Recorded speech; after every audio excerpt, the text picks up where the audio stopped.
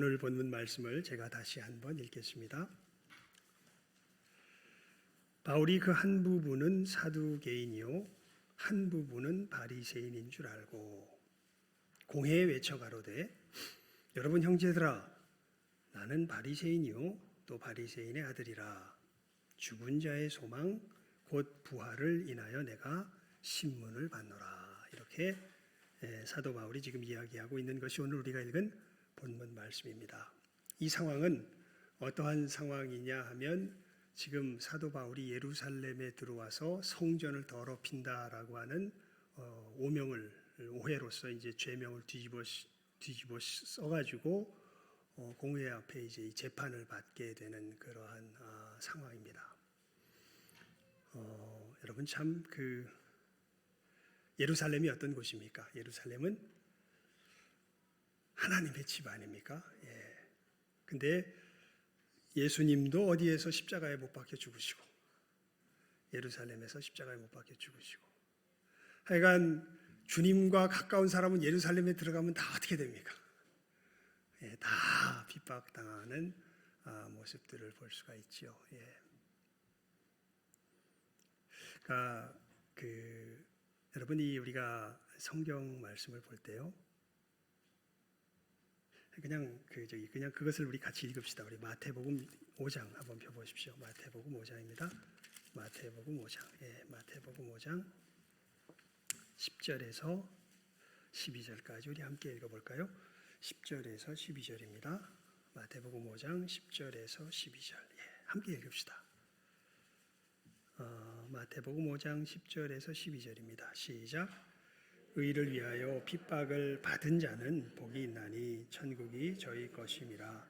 나를 인하여 너희를 욕하고 핍박하고 거짓으로 너희를 거스려 모든 악한 말을 할 때에는 너희에게 복이 있나니 기뻐하고 즐거워하라. 하늘에서 너희의 상이 큼이라. 너희 전에 있던 선지자들을 이같이 핍박하였느니라. 아멘. 참 놀라운 것은요, 예루살렘에 들어가서 예수님과 더불어서 예수님의 뒤를 정말 진실하게 쫓아갔던 모든 사람들은 어떠한 이유로서 핍박을 받게 되냐면 하나님을 모독한다는 이유로서 핍박을 받게 됩니다. 참 신기하죠. 예수님은 하나님 자신이셨고 예수님의 뒤를 쫓는 사람들은 모두가 다 주님께서 걸어가신 그 하나님께서 주님 안에서 준 참 생명의 길을 걸어가는 사람들인데, 놀랍게도 그 길을 걸어가는 사람들은 걸어가는 족족 어떤 죄명으로 핍박을 받냐 하면 저들이 하나님을 뭐한다? 모독한다. 오늘 바울도 마찬가지죠. 바울도 하나님을 모독한다라고 하는, 하나님의 전을 더럽혔다라고 하는 그 죄목을 사실은 뒤집어 써서 아무 상관없이 사실은 그렇게 이 재판석에 지금 서게 되는 것을 우리가 볼 수 있습니다. 여러분, 정유정, 스릴러 작가로 되게 유명한 분인가 봐요. 정유정. 제가 어저께 유퀴즈 유재석 씨하고 조요셉인가 그 사람이 나와서 하는 여러 사람들이 이렇게 유명한 사람들 만나서 대담하는 그런 프로가 처음 봤어요. 되게 재밌더라고요. 조수미 씨도 나오고 지리산 산장지기도 나오고 여러 사람들 나와가지고 그 사람들이 이제 쭉 그 삶의 내용들을 인터뷰하는 그런 내용인데 주요. 하여튼 거기에 보니까 뭔 얘기를 하려다가 제가 갑자기 잊어버렸네요.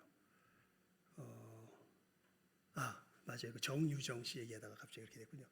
그 정유정이라고 하는 그 스릴러 작가가 있는데, 이 사람은 사이코패스의 심리를 그대로 잘 묘사해서 사이코패스가 어떻게 살인을 하고 사이코패스의 어떤 시야로서 이제 사건을 바라보는 그런 식의 소설을, 유명한 악의 3대 소설인가 해가지고 썼다 그래요. 하나는 영화로도 나와 있고 되게 유명한 소설인가 봐요. 하여튼 최고의 이야기꾼 중에 하나라 그러는데, 근데 이 여자가 그렇게 당신 어떻게 이렇게 썼냐 그랬더니 몇 년 동안 연구를 합니다. 사이코패스에 대해서. 그리고 심지어는 2년 동안 제가 사이코패스로 살았대요, 집에서. 그래가지고 남편이 자기를 무서워하고 집에 고양이들도 자기를 무서워하더랍니다. 사이코패스 진짜 살아가지고. 예. 그러면서 자기의 속의 이야기를 하는데요. 자기 이 마음의 이야기를 하는데 무슨 얘기를 하냐면 사람의 마음에는 황금발판도 있더라. 사랑하고 소망을 가지고 하는 그런 황금발판도 있는데 어두움의 숲도 있다. 이 사람은 사이코패스는 아니에요. 근데 사이코패스처럼 직접 그것을 나름대로 경험을 해보고 몇 년 동안 참 대단한 작가예요. 어둠의 숲도 있더라. 이 분노와 여러 가지 통제되지 아니하는 여러 가지 욕망과 이런 것이 내 안에도 있더라. 그래서 이것이 그 적당한 상황 속에서 격발만 되면 사람은 그 안에서 다 불타버리고 말더라. 이제 이런 이야기를 하면서 자기가 어떻게 그러한 소설을 쓰게 되었는지를 이제 유재석 씨하고 쭉 이제 이야기를 요셉이 그 사람 이야기하는 것을 쭉 보았습니다. 여러분 우리들 속에 있는 그 어두움의 정체가 뭘까요? 사단의 권세죠. 사단의 권세의 핵심이 뭡니까? 네가 누구처럼 되리라. 하나님처럼 되리라. 어느 영역에서요? 다른 것 아닙니다. 선, 악을 분별해내는 영역에서. 참과 거짓을 결정하는 영역에서. 예수님 그런 말씀하시죠. 너희 말은 예, 예, 아니요, 아니요 하라. 이에서 지나는 것은 악으로 쫓아나느니라. 우리가 신기하게 이것이 맞아, 틀려라는 것에 대한 굉장히 근사치의 주장을 할 수가 있어요. 그것이 굉장히 중요해요. 이것이 맞는 얘기일까 틀린 얘기일까를 우리가 분별해내는 것은 굉장히 중요합니다. 그런데 우리는 절대적으로 무엇이 진짜인지 가짜인지를 정할 권세는 우리들에게 없습니다. 정직한 지성인들은 이걸 다 알아요. 제가 과학을 공부한 사람 아닙니까? 물리를 공부한 사람 아닙니까? 저는 물리 공부하면서 진짜 과학자들의 태도를 봐요. 이 사람들은 기독교인이다 비기독교인이다 상관없이 진짜 과학자들은요 딱 어디까지 이야기하냐면 이렇게 딱 이야기합니다.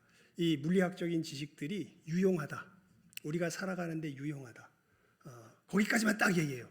이게 진리다 아니다. 그것까지 우리가 말할 수 있는 자격 있는 존재는 아니다. 단지 이 과학적인 지식들은 유용하다. 거기까지만 딱 이야기합니다. 그래서 이런 식으로 표현을 합니다. 영어로 쓸 때 이제 그 메리온이라고 한 사람이 쓴 이 클래시컬 다이나믹스라고 책에서 이제 그 사람이 그렇게 표현을 했는데요. 우리는 이 물리학적인 지식을 대문자, 소문자 T를 써가지고 스몰 트루스라고는 얘기할 수 있을 것 같다. 하지만 대문자를 써가지고 라지 트루스라고는 얘기할 수 없다. 이제 이렇게 이야기를 합니다. 그런데 우리의 삶의 자세는요. 물리할 때 뭔가 객관적인 자세를 유지할 땐 그런데 우리의 삶 속에서 진짜 내가 이 집을 사야 돼 말아야 돼. 내가 지금 이 상황 속에서 이것을 해야 돼 말아야 돼. 내 자식을 어떻게 키워야 돼. 이 시간 내가 이 돈을 취해야 돼 말아야 돼. 나에게 지금 필요한 것이 이것이 아니야. 이런 아주 진짜 급박하고 내 생존과 직결된 문제에 딱 부딪히게 될 때는 우리는 놀랍게도 그 선악의 판단의 순간에 진위의 판단의 순간에 우리는 뭐가 돼 있을까요? 하나님이 돼 있습니다. 이게 아담의 타락의 증거지요. 우리가 사단의 자손이 되었다는 그 피할 수 없는 표시지요. 여러분 예수님 보십시오. 며칠을 굶었는데 40일 굶었는데 그 순간에 사단이 와서 이야기하잖아요. 이 돌덩이가 떡덩이가 되게 해서 40일 굶는 사람한테 필요한 게 뭡니까? 예? 여러분 40일 굶는 사람한테 필요한 게 뭐예요? 생각할 어떤 여지가 있어요? 아니죠. 그냥 바로 튀어나오죠. 빵이죠. 먹을 거죠. 그거 외에 필요한 게 뭐가 있겠습니까? 예수님 뭐라 그러세요? 그 순간에 뭐라 그러십니까? 예수님께서 사람이 떡으로만 살 것이 아니요. 그 순간에도 가장 필요한 건 뭐다? 하나님의 말씀이다. 계속 그 부분을 사단이 건드린 거 여러분 시험을 통해서 보면 잘 알 수 있을 겁니다. 시험을 통해서. 그래서 두 번째 시험이 뭐예요? 마태복음의 그 순서가 정확합니다. 마가복음보다는요 마태복음의 순서가 더 정확해요. 두 번째 시험이 뭐냐면 그러니까 그렇게 하나님 말씀을 존중하니까 예수님을 어디로 옮기냐면 성전 높은 꼭대기로 옮겨가요. 옮겨가가지고 거기서 너 뛰어내려 봐라. 네가 좋아하는 그 말씀에 보면 주의 천사가 너를 지켜보아서 네 발이 땅에 떨어지지 않게 지킬 것이다. 그렇게 한번 하나님을 시험해봐라. 그러니까 이런 얘기죠. 네가 그렇게 하나님 말씀을 하나님 쫓는다 그러는데 네 하나님이 쉽게 말하면 네 손에 컨트롤 되는지 안 되는지 이건 좀 체크해 보고 하나님 섬겨야 될 거 아니야? 그거는 시험해 봐야지. 그때 예수님 대답이 뭡니까? 주 너의 하나님을 시험치 말라. 여러분 그 주도권의 싸움이 보이세요? 그 속에서 벌어지는 하나님의 하나님 되심을 인정하는 것과 그것을 자기가 결국 기어이 주도권을 잡고 자기의 삶을 살려고 하는 살도록 우리를 몰아가는 사단의 이 어두움의 혼돈의 세력과 이 주도권 싸움이 보이세요? 왜 동성애를 그렇게 옹호합니까? 왜 그 충동 속에서 헤어나오지 않으려고 그럽니까? 성경은 분명히 이야기하는데 그리고 자기 양심으로도 사실은 거리낌이 분명히 있는데 왜 이 모든 양심의 소리 하나님의 말씀을 뭉개고 왜 그렇게 할까요? 아니 단순히 동성애를 예를 들었지만 여러분 요즘 성적인 윤리가 문란해지죠. 젊은 사람들이요. 요즘 아예 버젓이 보면 텔레비전 선전에 보면 피임하는 이런 약들 같은 것도 그냥 버젓이 뭐 아주 그 권장을 하죠. 이걸 끼고 하라고. 그러니까 하는 것 자체를 막질 않습니다. 그러면서 되게 뭐 교회에서까지 이런 얘기를 그냥 세상에 사는 걸로 그쳐요. 여러분 이것을 잘 들을 줄 알아야 돼요. 우리들 속에 그러한 상황에 놓이게 되면 우리는 어떻게 변합니까? 어쩔 수 없다는 거죠. 그걸 누가 정하나요? 예수님 그러시죠. 너희 말은 예 아니요 아니오라. 이에서 지나는 것은 뭐로 쫓아나느니라? 악으로 쫓아나느니라. 그 악이 뭡니까? 사단의 정신이죠. 누가 하나님이 되려고 하는? 자기가 하나님이 되려고 하는. 그래서 마지막 시험이 뭐예요? 사단의 마지막 시험이 예수님을 높은 곳에 데리고 올라가가지고 천하 만국의 영광, 모든 권세를 잡은 천하 왕국을 쫙 보여주면서 뭐라 그럽니까? 너 내게 절만해라. 그러면 이거 다 내 건데 누구에게 주겠다? 너에게 주겠다. 예수님께서 뭐라 하십니까? 사단아 물러가라. 다만 주 하나님을 경외하고 그를 섬겨라. 이 세상은 내 나라가 아니라 누구 나라다? 하나님 나라다 라고 사단을 물리쳐 버리시죠. 그렇게 아담이 패배했던 사단의 이 유혹이 누구에게서 완전히 부서져 내려가기 시작해요? 예수 그리스도에게서부터 완전히 부서져 내려가기 시작하죠. 그 삶이 이제 주님께서 말씀이 육신이 돼서 누구 가운데 거하는 거예요? 우리 가운데 거하는 거예요. 진정한 의로운 삶, 진정한 하나님의 형상을 따라 살아가는 인간 존재의 진정한 삶, 그것이 무엇인지를 말씀이 뭐가 되셔서 육신이 되셔서 우리 가운데 거하심에 그의 영광을 보니 아버지의 독생자의 영광이 은혜와 진리가 충만하더라. 주님께서 그 모습을 우리들에게 보여주시죠. 그래서 여러분 요한일서 1장 한번 펴보실래요? 요한일서 1장입니다. 요한일서 1장. 요한일서 1장. 요한일서 1장. 1절부터 4절까지 우리 함께 읽어봅시다. 요한일서 1장 1절부터 4절입니다. 시작하면 읽죠. 시작. 태초부터 있는 생명의 말씀에 관하여는 우리가 들은 바요 눈으로 본 바요 주목하고 우리 손으로 만진 바라. 이 생명이 나타내신 바 된지라. 이 영원한 생명을 우리가 보았고 증거하여 너희에게 전하노니 이는 아버지와 함께 계시다가 우리에게 나타내신 바 된 자니라.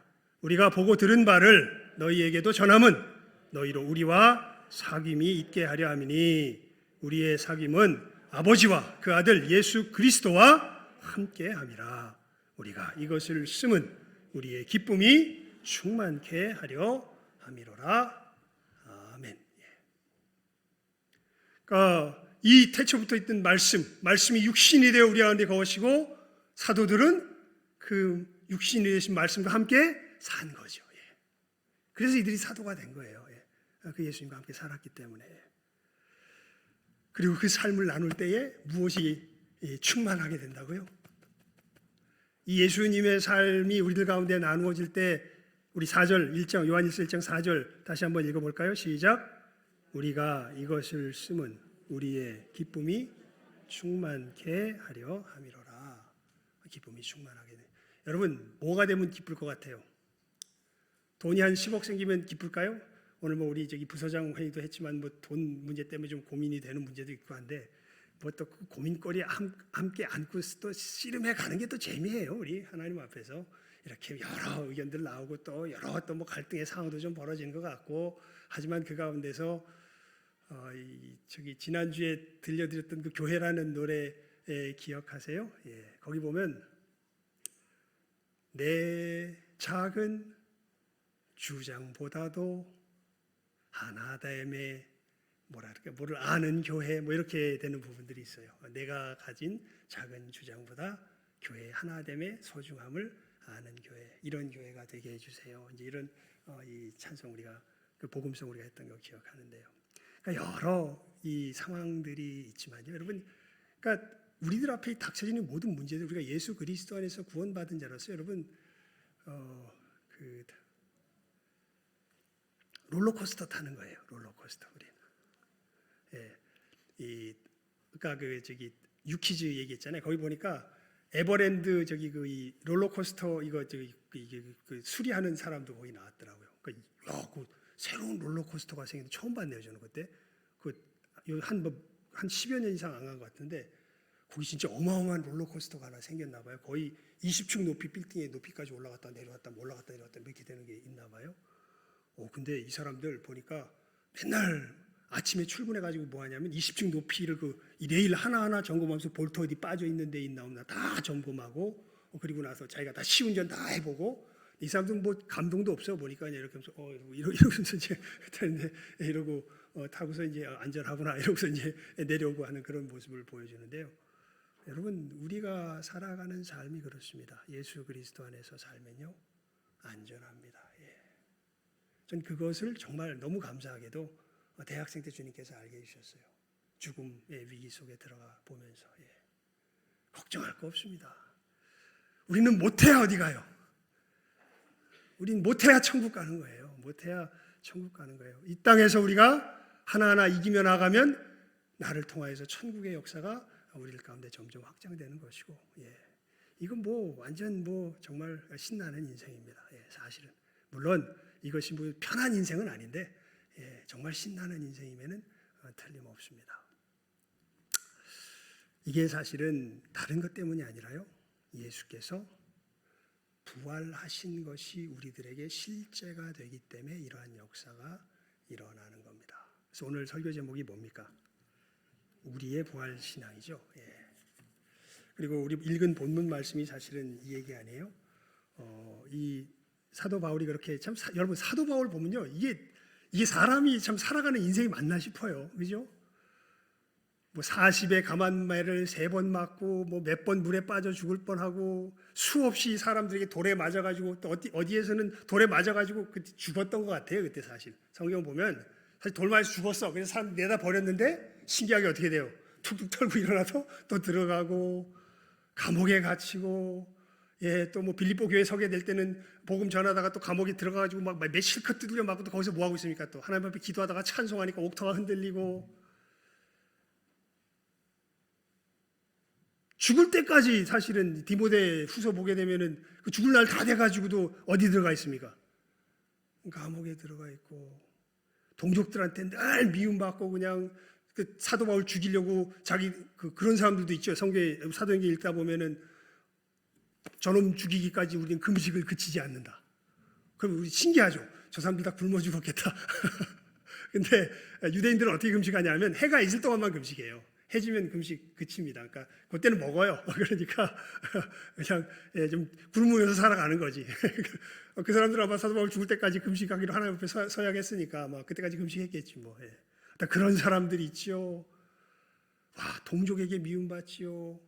또 가면은 이 이단의 이 사상 가운데서 자기의 사도수 베드로나 이런 사람들은 다 뭐는 인정받아. 교회 내에서 사도라는 건 인정받아. 근데 사도 바울은 늘 갈 때마다 심지어 자기가 세운 교회 내에서도 뭐 어떻게 돼요? 자기의 사도서 고린도 후서를 보면 참 눈물 납니다. 정말 자기가 세웠는데 자기의 사도성을 의심해요. 다른 사람도 아니고. 나를 통해서 예수님을 만나놓고서 나의 사도성을 의심해요. 고린도 교회 사람들이.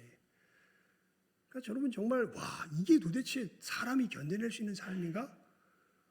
그런데 빌립보서 보십시오. 항상 뭐해라? 기뻐해라. 내가 다시 말하노니 뭐해라? 기뻐하라. 이 미친 사람 아닌가? 이 정신이 제대로 된 사람인가? 싶을 정도예요. 어떻게 그런 삶을 살 수 있을까?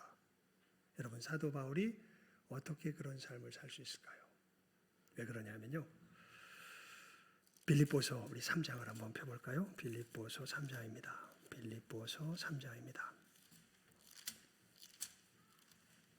빌립보서 3장. 예.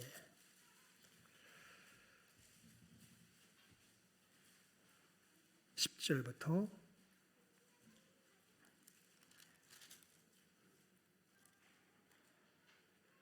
14절까지 우리 함께 읽어봅니다.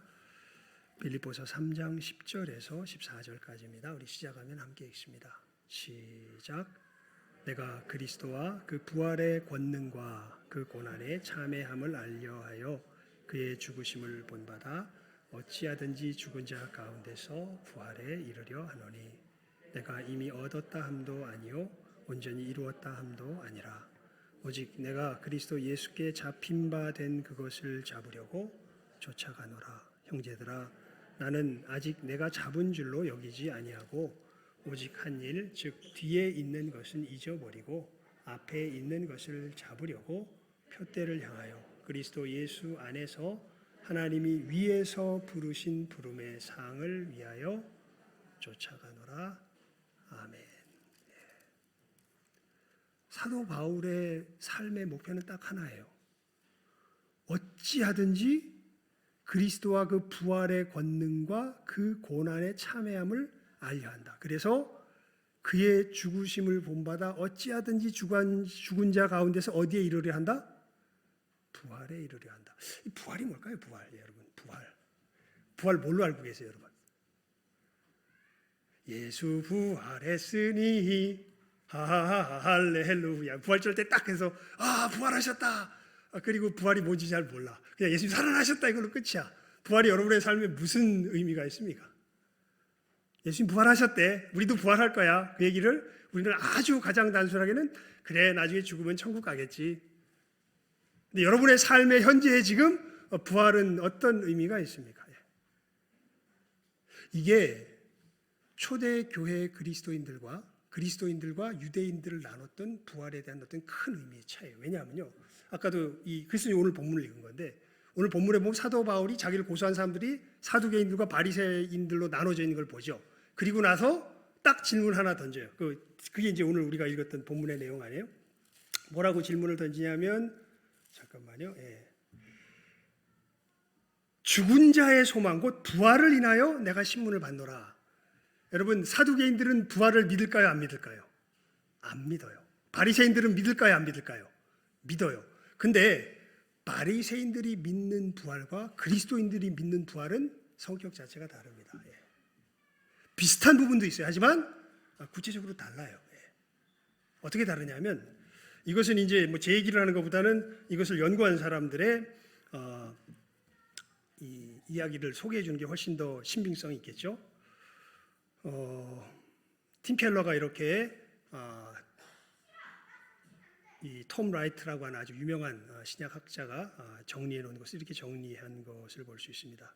예수님 시대의 유대인은 부활을 아예 믿지 않거나 종말에 온 세상에 새롭게 될 때 의인들이 전체적으로 부활할 것만 믿었다. 무슨 얘기냐면 사두개인들이 이제 이런 사람들이죠. 부활을 아예 믿지 않은 사람들. 이 사람들은 사두개인들이에요. 그런데 바리새인들은 부활을 믿었는데 어떻게 믿었냐면 나중에 하나님의 종말의 때가 올 그때에 하나님 앞에서 의롭게 산 의인들이 대대적으로 부활한다는 식의 의미로서의 부활을 믿었어요. 그러니까 근데 지금 그리스도인들이 이야기하는 부활은 뭐냐면 그러니까 이때는 이 하나님의 종말의 때가 왔을 때는 이 악과 고난 죽음이 다 사라진 때죠. 그때 의인들의 대대적인 부활을 믿었던 거예요. 근데 지금 그리스도인들이 이야기하는 부활은 뭐냐면 악과 고난, 죽음이 여전히 계속되는 지금 이 역사의 중간에 누가 부활하셨다고 지금 이야기합니까? 그리스도인들은 예수 그리스도께서 부활하셨다고 이야기하죠. 그리고요, 이 사람들이 그러니까 이 당시의 사람들이 믿었던 부활은요, 그냥 이 유대인들이 믿었던 부활은 그냥 내가 그냥 그대로 살아나는 거야. 예. 그래서 유대인들이 믿었던 부활 속에서 보면 우리 이복순 집사님 이제 이따가 이제 부활하셨잖아요. 그럼 우리가 딱 보면 이복순 집사님 이제 다 알아. 왜냐면 그냥 그대로야. 예. 그냥 여기서 있었던 그대로야. 예. 근데 여러분 놀랍죠. 우리 그 복음서를 보게 되면 예수님 부활하신 다음에 어떤 현상이 일어납니까?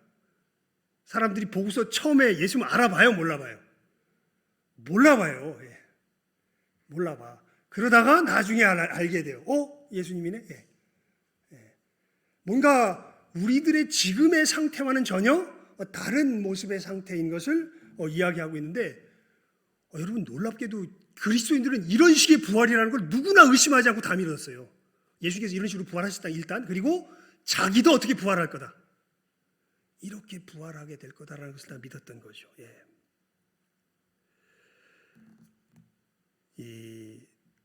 그리고 뭐 이것은 뭐 이제 그냥 상식적으로 하나 더 알아둘 거면, 이 당시 유대인들은 메시아가 죽었다가 다시 살아난다 이런 믿음 없었습니다. 사실 이것에 대해서 정면적으로 이야기는 하나님의 고난받는 종 이사야 53장. 그래서 이것이 이제 정통 유대교회 가면요 이거 잘 안 읽는데요. 왜 안 읽냐면 이 얘기를 읽으면 이게 딱 누구를 이야기하고 있기 때문에. 더도 말고 덜도 말고 이게 딱 누구예요? 예수님이잖아요. 근데 예수님 지금 정통 유대교에서는 어떻게 하고 있어요? 이거 이단으로 지금 정죄하고 있는데 예수를 너무나 명백하게 지적하고 있기 때문에 이것에 대해서는 읽지 않는다 그럽니다. 그러니까 이런 식의 부활. 여러분 그리스도인들은 예수님께서 홀로 먼저 부활하셨다고 믿죠. 그리고 그 예수님의 부활이 곧 누구의 부활이다? 나의 부활이다 이렇게 믿죠. 그리고 이것을 믿는 믿음이요, 이게 훨씬 더 긴밀하게 연결되는데, 어떤 의미에서 긴밀하게 연결되어 있냐면, 우리 그리스도인들은요, 그러니까 예수 부활했으니 우리도 곧 부활할 거야라는 걸 믿을 뿐만 아니라 예수님의 부활하신 그 부활 생명이, 부활하신 건 그러니까 그냥 성경을 봅시다. 이걸 말로 계속 설명하니까 너무 설명만 길어지고 의미가 뱅뱅 도니까요. 로마서 6장을 한번 펴보십시오. 로마서 6장입니다.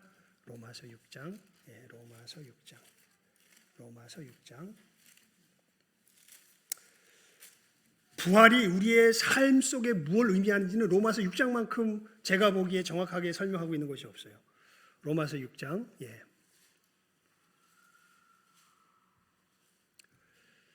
6절에서 우리 9절까지 함께 읽어봅니다. 로마서 6장 6절에서 9절까지 말씀입니다. 시작하면 읽습니다. 시작. 우리가 알거니와 우리 옛사람이 예수와 함께 십자가에 못 박힌 것은 죄의 몸이 멸하여 다시는 우리가 죄에게 종노릇하지 아니하려 함이니, 이는 죽은 자가 죄에서 벗어나 의롭다 하심을 얻었음이니라. 만일 우리가 그리스도와 함께 죽었으면 또한 그와 함께 살 줄을 믿노니, 이는 그리스도께서 죽은 자 가운데서 사셨음에 다시 죽지 아니하시고 사망이 다시 그를 주장하지 못할 줄을 알미로라. 아멘. 이게 무슨 얘기냐면 6절에 보면 예수님께서 십자가에 죽으실 때 어떤 일이 벌어졌다고 되어 있냐면 죄의 몸이 어떻게 됐다? 멸했다 이렇게 표현되어 있죠. 6절 다시 한번 보세요. 다시 한번 읽어볼까요? 6절만 시작. 우리가 알거니와 우리 옛사람이 예수와 함께 십자가에 못 박힌 것은 죄의 몸이 멸하여 다시는 우리가 죄에게 종노릇하지 아니하려 합니까? 예수님께서 십자가에서 죽으실 때 뭐가 멸해지는 역사가 일어난 거예요. 일단 성경이 말하는 그대로 우리가 얘기해 보면 뭐가 파괴돼 버렸어요. 죄의 몸. 그러면 예수님께서 살아나심으로 어떤 일이 벌어졌나요? 9절에 나옵니다. 시작. 이는 그리스도께서 죽은 자 가운데서 사셨음에 다시 죽지 아니하시고 사망이 다시 그를 주장하지 못할 줄을 알미로라. 죽으시면서 뭐가 멸하여져 버리고 죄의 몸이 그냥 말 그대로 그냥 그대로 봅시다. 일단 우리가 잘 모르면 너희 말은 뭐 하라? 예. 아니요. 그냥 성경이 말씀한 그대로 일단 받으면 돼요. 자꾸 뭘 덧붙이려고 하지. 모르면 그냥 그대로 받아. 그러면 돼. 예수님께서 십자가에 죽으심으로 우리의 뭐가 멸하여졌다. 죄의 몸이 멸하여졌다. 그럼 예수님께서 살아나시면서 뭐가 우리를 다시 주장하지 못한다. 사망이 다시 그대로 해야지 그대로. 왜 바꿔 말 바꾸지 마. 예수님께서 십자가에 죽으심으로 우리의 뭐가 멸하여졌다. 죄의 몸이 멸하여졌다. 예수님 살아나심으로 뭐가 우리를 다시 주장하지 못한다. 사망이 다시 주장하지 못한다. 예수님의 십자가의 죽으심과 부활의 역사를 사도 바울은 정확하게 이렇게 우리들에게 알려주고 있죠. 이것이 도대체 뭘 의미하나? 10절에 요약해서 알려줍니다. 10절 말씀, 10절, 11절 말씀. 제가 늘 읽어드리던 말씀이죠. 시작하면 읽습니다. 시작. 그의 죽으심은 죄에 대하여 단번에 죽으시며 그의 살으심은 하나님께 대하여 살으심이니 이와 같이 너희도 너희 자신을 죄에 대하여는 죽은 자요 그리스도 예수 안에서 하나님을 대하여는 산 자로 여길지어다. 아멘. 죄의 몸이 멸했다는 것이 우리가 죄에 대하여 어떻게 됐다고요? 죽었다고요. 사망이 다시 우리를 주장하지 못한다는 것이 우리가 누구에 대하여 살았다고요? 하나님께 대하여 살았다고요. 그러니까 예수님의 십자가의 역사로 말미암아 죄가 시키는 대로 하지 않아요. 우리 그냥 죽었다는 게 뭐예요? 죽었다는 게 뭔지에 대해서 중세의 어떤 한 이야기가 정말 잘 가르쳐줘요. 어떤 사람이 우리가 죄에 대하여 죽었다는 게 뭐예요? 라는 것이 너무 궁금해가지고 신분지 하여튼 목사님한테서 물어봅니다. 그랬더니 목사님이 이게 뭐 단순히 설명한다고 알 수 있는 문제가 아닌 것 같아요. 그래가지고 한 가지를 알려줍니다. 내가 시키는 대로 해라. 그래서 어떻게 하냐면 저기 가장 최근에 죽은 무덤, 오늘 죽었으면 제일 좋다. 그 무덤 앞에 밤 12시에 딴 데 가면 안 된다. 그 칠흑 같은 그 밤 12시에 보통 무슨 뭐 귀신이 나타나거나 밤 12시에 나타나잖아요. 보통 얘기 때 다 그렇잖아. 12시잖아. 좀 1시, 2시이지 않더라. 보통 12시더라고. 밤 12시에 무덤 앞에 가라. 거기 가서 오늘 죽어야 된다. 오늘 죽으면 제일 좋다. 뭐 어저께까지는 봐주마. 그 전에는 안 된다. 해가지고 거기로 보냅니다. 봐서 내가 허락할 테니까 괜찮다. 그 무덤을 향하여 막 욕을 해라. 너무 알고 싶어서 알려준다니까 이 목사님이 신부님이 너무 진지하게 이야기하니까 이 사람이 결심을 하고 밤에 그 마침 그날 죽은 사람이 있어가지고 그 무덤 앞에 가서 이제 12시 시간 맞춰서 이렇게 갑니다. 가서 밤에 무덤가 가 보셨습니까? 그 떨리더라고요. 수련회 할 때 몇 번 청년 때 가봤는데 떨리더라고요. 무덤가 가가지고 이렇게 바로 오늘 죽었잖아요. 거기서 막 욕하면 막 튀어나올 것 같아. 겁나는데 해보라 그러니까 AXX야 조그맣게 처음에 얘기를 해봅니다. 그러니까 무슨 일이 일어났을까요? 안 일어나. 그러니까 용기가 좀 나요. 그래가지고 조금 더 크게 해봅니다. 아무 일도 안 일어나. 그래서 뭐 신이 나가지고 막 욕을 했습니다. 애따 모르겠다. 허락도 받았겠다. 막 욕을 해요. 근데 아무 일도 안 일어나. 그래가지고 다 했으니까 이제 마음 시원하게 이제 돌아와서 목사님한테 이야기를 합니다. 다 했는데요. 그래요? 알았습니다. 오늘도 하루 더 가라고. 그래서 오늘은 또 가서 뭐 하냐고. 오늘은 가서 칭찬을 하라고. 오늘 같이 욕도 했는데 뭐. 그래서 이제 오늘도 둘째 날 올라가서 또 막 칭찬을 합니다. 어제는 미안했다고. 내가 사실 당신한테 뭐 개인적으로 원한이 있었던 건 아니고 목사님이 시켜서 내가 했는데 죄송하다면서 막 이제 칭찬을 합니다. 그때 어떤 일이 일어날까요? 아무 일도 안 일어나죠. 그래서 두 얘기를 와서 물어봐요. 다 보고를 합니다. 그러니까 목사님 물어보죠. 어떤 일이 일어나더냐고. 그러니까 도리어 물어봐요. 그러니까 아무 일도 안 일어났는데 욕할 때는요. 아무 일도 안 일어났는데요. 그게 죄에 대해서 죽은 거라고. 죄가 나한테 욕을 하든지 칭찬을 하든지 거기에 대해 아예 어떻게 되는 거? 무반응하는 거. 그게 죄에 대해서 뭐 하는 거라고요? 죽은 거라고요. 사단이 우리를 계속 부추기죠. 네가 하나님 되라. 네가 하나님 되라. 네가 선악을 주장해라. 예수님이 시험했을 때 계속 그렇게 우리를 부추기잖아요. 근데 죄의 몸이 멸해가지고 예수님의 십자가 역사 속에서 우리는 이제 존재 자체가 그렇게 변화시켜 버리신 거예요.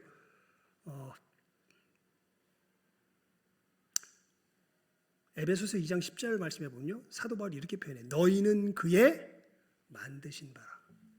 너희가 그 은혜를 인하여 믿음으로 말미암아 구원을 얻었난 이것이 너희에게서 나는 것이 아니요 하나님의 선물이라. 행위에서 나는 것이 아니니 누구든지 자랑치 못하게 함이라라고 2장 8절 9절에서 이야기한 다음에 2장 10절에서 뭐라고 이야기하냐면 너희는 그의 뭐한 바라?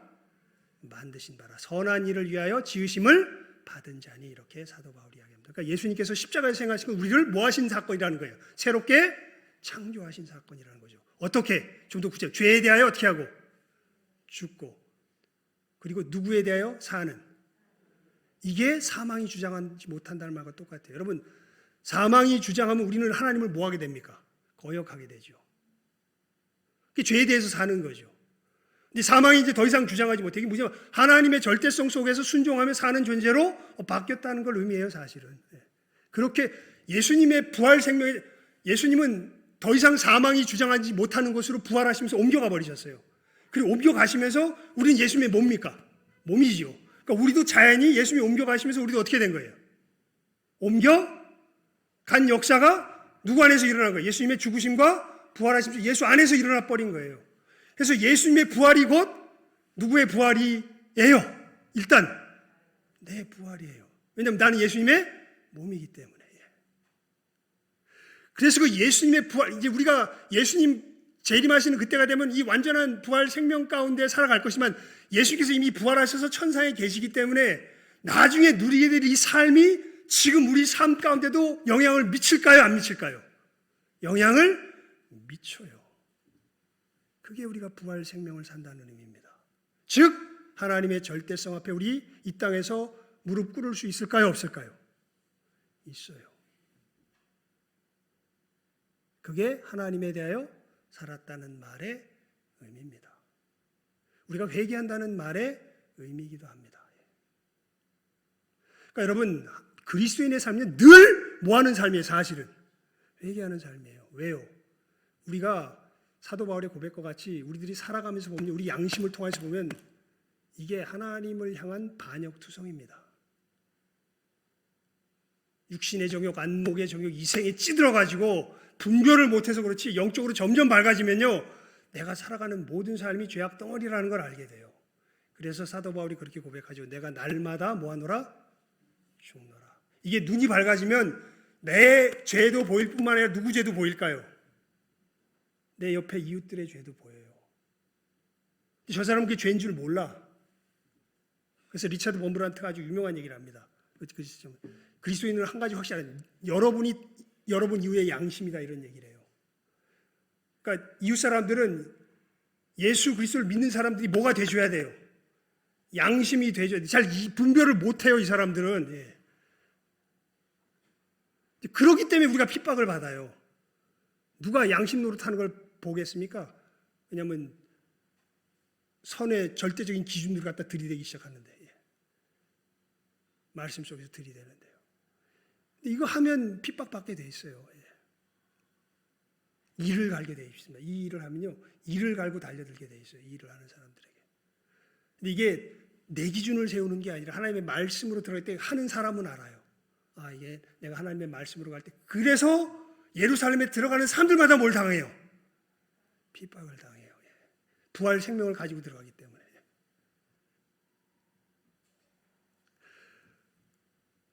그저 단순히 저 훗날에 우리가 의롭게 살아나는 것이 우리들의 부활 신앙이 아니에요. 우리들의 부활 신앙은요, 예수님께서 부활하심으로 그날에 이루어질 온전한 삶이 어디에도 이미 영향을 미치기 시작했다.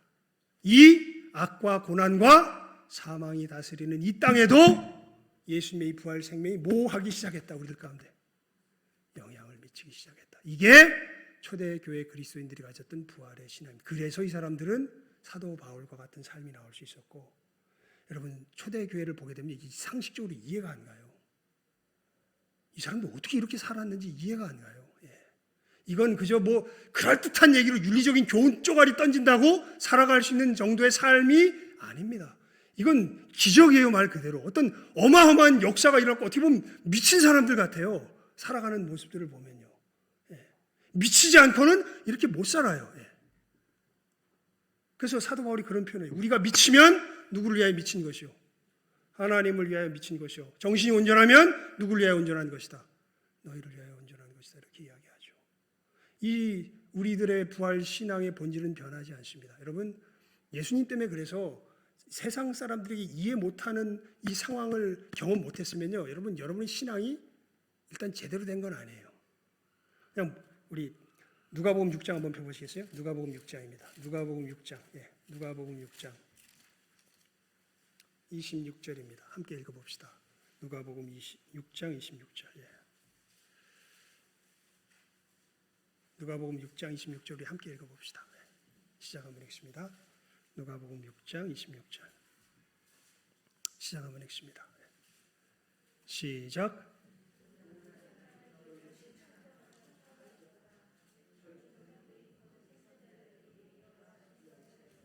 다시 읽어볼까요? 시작.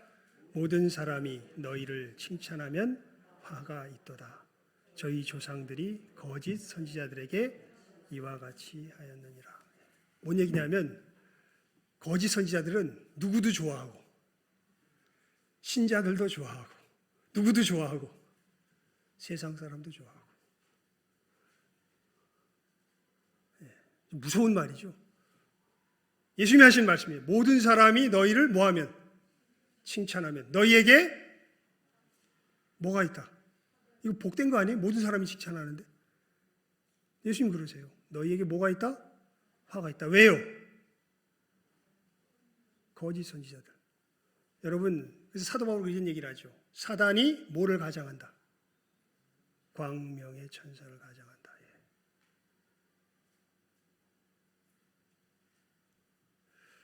그래서 여러분, 우리가 믿음의 길을 걸어갈 때요, 억지로 오해 살 필요는 없어요. 그건 바보짓이고 악한 짓입니다. 하지만 남들이 알아주지 않는다고 실망하지 마십시오. 그리고 남들에게 인정받기 위해서 믿음의 길을 걸어가지도 마십시오. 우리는 누구에게 인정받으면 돼요? 하나님께 인정받으면 돼요. 양심이 알아요. 우리 양심이. 하나님께서 이렇게 저는 그런 경험 몇 번 해봤어요. 뭐냐면 사실 제가 나중에 알고 보니까 내가 틀렸어. 그 당시에는 내가 하나님 앞에서 최선을 다해서 정말 이것이 하나님의 뜻이라고 생각하고 걸어갔는데 나중에 결론을 이렇게 딱 뚜껑을 띄워놓고 보니까 아이고 내가 잘못했네 이거. 근데요 하나님은 그거 받으세요. 무슨 얘기냐면 그거 뭐라고 안 그러니까 그 양심으로 최선을 다하면서 걸어갔을 때는요 나중에 고쳐주시는데 그것 가지고 그런 나를 핀잔하지 않으세요. 어떻게 되게 기특하게 여기세요. 그러니까 염려하지 마세요. 오직 누구를 바라보고? 하나님 바라보고 걸어가시면 돼요. 언제 우리가 넘어지냐면요. 저도 수시로 그런 유혹을 많이 느껴요. 그리고 수시로 또 넘어지기도 해요. 하다 보면 특히 목회자로 있다 보면요. 수많은 여러 의견들이 막 저에게 쏟아져 들어오거든요. 그럼 이제 그 속에서 저는 뭘 분별해야 되냐면 하나님의 뜻을 분별해야 돼요. 그리고 모든 사람은 일단 자기가 입에서 내뱉었으면 그게 누구 뜻이야? 하나님의 뜻이야. 그리고 저는 그 속에서 이제 저를 하나님이 여기에 목사로 세우셨기 때문에 그 말씀을 분별하는 자로 세우셨기 때문에 제 양심을 따라서 분별해야 됩니다. 그리고 그것이 섰다면 가야죠. 제가 볼 때 그게 부활신앙이에요. 하나님 말씀하시면 걸어가는 것. 어떤 경우에 틀릴 수도 있어요. 제가 못나고 또 완악한 부분이 있어서. 하지만 그 순간 저는 알아요. 제 속에서. 괜히 내가 내 사사로운 욕심 채우기 위해서 핑계대고 합리화시키는 내 말인지 진짜 내가 하나님을 사랑하고 섬기기 때문에 하나님을 섬기기 위해서 비록 못난 모습이지만 내가 하나님께 드리는 헌신지는 내 양심으로 내가 알아요. 그리고 하나님께서는 내게 한계가 있다는 걸 보여주기 위해서 거의 대부분은 맞게 해주시더라고요. 그래서 그때는 여러분 천만인이 나를 둘러서 진칠지라도 겁나지 않아요. 여러분들 다 떼거리로 덤벼보십시오. 내가 그 하나님 말씀 붙들고 갈 때는요. 뭐 전 교단 아니 뭐가 다 이 전 세계가 다 모여가지고 네가 이단이야 그래도 저는 끄떡하지 않을 자신 있어요. 그때 그 경험을 해봐서 알아요. 사람들의 권위로 이건 못 막습니다. 근데 그럴 때가 있어요. 이거 내가 맞나? 나는 최선을 다해서 이 정도밖에 판단을 못 내리겠어요. 근데 마음 깊은 거 좀 꺼림직한 부분이 있어요. 이게 내가 맞나? 근데 내 최선은 여기밖에 안 돼요. 그때 제일 불안해요, 사실은. 그래도 누구를 섬겨야 되겠기에? 하나님 섬겨야 되겠기에. 누구 보지 않고, 하나님 보지 않고 하나님 앞에 그 길을 걸어갑니다. 못 걸어갈 때가 훨씬 많아요. 뭐 이렇게 얘기하면 늘 걸어갔던 것처럼 생기는데 못 걸 때가 훨씬 많아요. 사람 눈치 볼 때가 훨씬 더 많았습니다. 솔직히. 하지만 그 싸움을 늘 해요. 주님의 은혜를 구하고 거기서 굉장히 심하게 왜곡된 걸 느낄 때는 이제 금식 같은 걸 해요. 하나님 제가 삐뚤어져 있습니다. 하나님 결국 이런 일상에 젖어가지고 제가 또 무너져 버렸습니다. 하나님 제가 어떻게 하면 좋을까요? 제가 여기서 무너지면 저야 이렇게 되지만 저를 기반으로 해서 걸어가는 이 사람들 어떻게 되겠습니까? 주여 저를 불쌍히 여겨주십시오. 도와주십시오. 그래서 여러분 뜻대로 되기를 위해서 기도하지 마시고 제가 이 길을 잘 걸어갈 수 있도록 기도해 주셔야 돼요. 그래야 여러분이 어떻게 돼요? 살아요. 그리고 여러분 각자도 이 부활 신앙의 길을 걸어갈 줄 알아야 돼요. 누구에 대해 사는 길? 하나님에 대해 사는 길이에요. 실제로 살 수 있다 없다? 있다. 언제? 십자가의 고난에 동참하게 될 때 이 부활의 생명이 내 가운데 임하게 되는 것은 이게 빌립보서 3장에 보면 사도 바울의 고백이에요. 내가 부활의 권능에 동참하기 위해서 어디에 들어간다? 십자가의 고난에 들어간다. 이렇게 이야기를 하거든요. 여러분 주님 부활하셨습니다. 이 얘기는요. 우리가 이제 원리적으로 이 땅에서도 누구처럼 살 수 있게 됐다는 거예요. 예수님처럼 살 수 있게 됐다는 거예요. 이게 권능으로 임한 것입니다. 이게 우리들의 무슨 신앙이에요? 부활 신앙이에요. 이 분명한 신앙 가운데 확실하게 걸어가실 줄 아는 이 시간 함께하는 우리 모든 귀한 영혼들 다 될 수 있기를 주님의 이름으로 축원을 드립니다. 기도하겠습니다.